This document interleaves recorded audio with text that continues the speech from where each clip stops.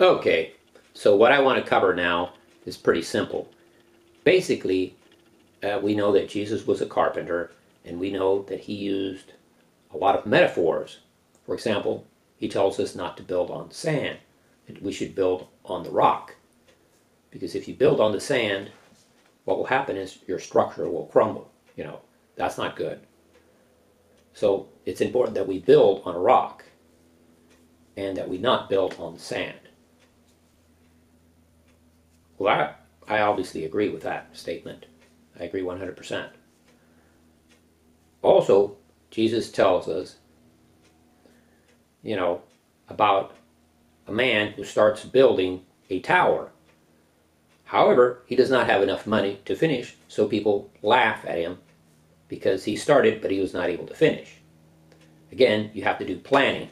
You have to plan ahead what it is you're going to do, and then you have to execute your plan.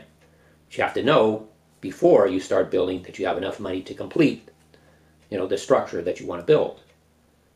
And this is important in anything we do in life, not just for building. It's important across every area. It's something that, that he probably learned from, life, is that you need to do planning.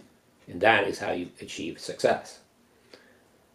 But I'm glad that he used these metaphors from the building trade, because Jesus was a carpenter, and obviously he knew about all the work and planning that goes into creating a new structure.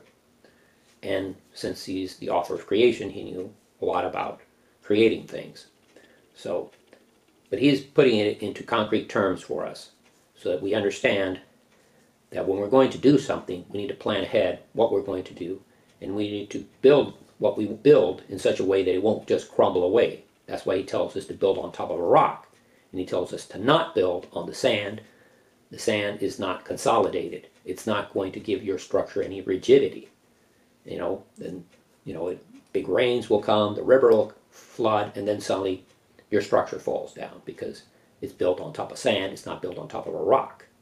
So he's telling you, to think ahead for the future, what it is you wish to accomplish, and why it's important to build on top of a rock versus building on the sand, and what the consequences of building on the sand are. And I've seen houses that were built on sand, and guess what? Especially in the Florida area, it's really bad, because what happens is the structure will start developing cracks and things, because let's face it, sand is very non-consolidated. It just has no strength. That's a lesson to all of us.